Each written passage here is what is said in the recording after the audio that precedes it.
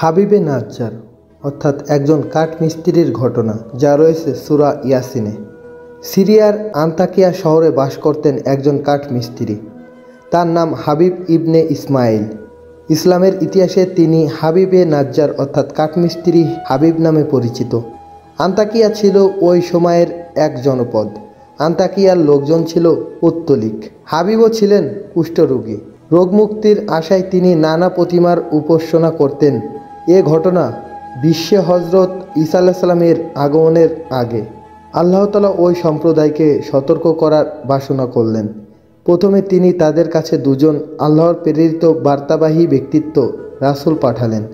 দ্বীনের দাওয়াত দিতে তারা আন্তাকিয়া শহরে গেলেন। সেখানে তাদের দেখা হলো হাবিবের সঙ্গে। তারা তাকে মূর্তি পূজা ত্যাগ করে আল্লাহর ইবাদতের জন্য দাওয়াত দিলেন।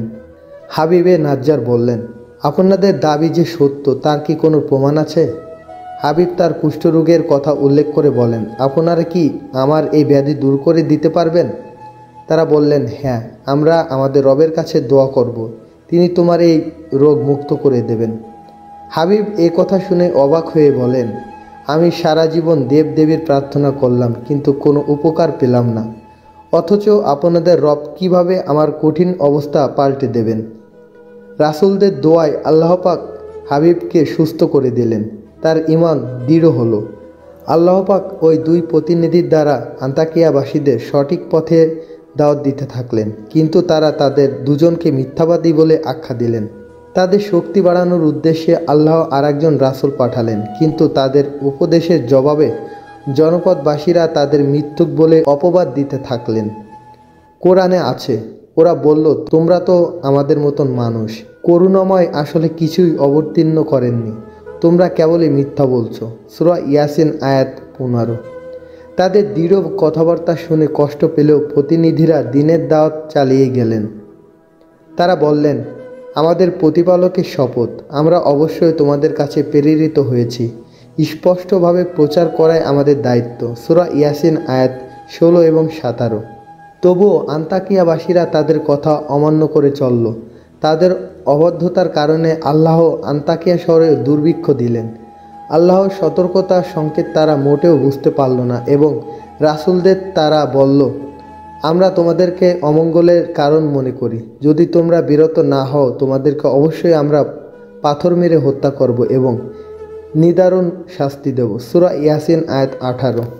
একসময় তারা রাসূলদের হত্যা করার কথা ভাবল। এই চক্রান্তের খবর শুনেই হাবিবে নাজ্জার তাদের কাছে ছুটে এলেন। তার সম্প্রদায়ের লোকেদের অনেক বোঝানোর চেষ্টা করলেন, অথচ তারা তার কথায় মোটেও কান দিলেন না। কোরআনে আছে, তারা বলল, এ কি, এজন্য যে আমরা তোমাদেরকে উপদেশ দিচ্ছি, তোমাদের অমঙ্গল তোমাদেরই, আসলে তোমরা এক সীমালঙ্ঘনকারী সম্প্রদায়। সূরা ইয়াসিন আয়াত 19। কোরআনে আরও আছে, শহরে এক প্রান্ত থেকে একজন ছুটে এসে বলল, হে আমার সম্প্রদায়, রাসূলের অনুসরণ করো তাদের যারা তোমাদের কাছে কোনো প্রতিদান চায় না আর যারা সৎ পথ বেছে নিয়েছে, যিনি তোমাকে সৃষ্টি করেছেন ও যার কাছে তোমরা ফিরে যাবে। আমি তার উপাসনা করব না কেন? আমি কি তার পরিবর্তে অন্য উপাস্য গ্রহণ করব? করুণাময় আল্লাহ আমাকে ক্ষতিগ্রস্ত করতে চাইলে তাদের সুপারিশ আমার কোনো কাজে আসবে না, আর ওরা আমাকে উদ্ধার করতেও পারবে না। এমন করলে আমি অবশ্যই স্পষ্ট বিভ্রান্তিতে পড়ব। আমি তোমাদের প্রতিপালকের উপর বিশ্বাস রাখি, তাই তোমরা আমার কথা শোনো। সূরা ইয়াসিন আয়াত 20 এবং 25। এলাকাবাসী হাবিবের কথা কোনো মতে শুনল না, উল্টে তার উপরও চড়াও হয়ে পাথর ছুঁড়তে ছুঁড়তে হাবিবকে হত্যা করল। আল কোরআনে আছে, শহীদ হওয়ার পর তাকে বলা হলো জান্নাতে প্রবেশ করো। সে বলে উঠল, হায়, আমার সম্প্রদায় যদি জানতে পারত কী কারণে আমার প্রতিপালক আমাকে ক্ষমা করেছেন ও সমন্বিত করেছেন। সূরা ইয়াসিন আয়াত 26 এবং 27।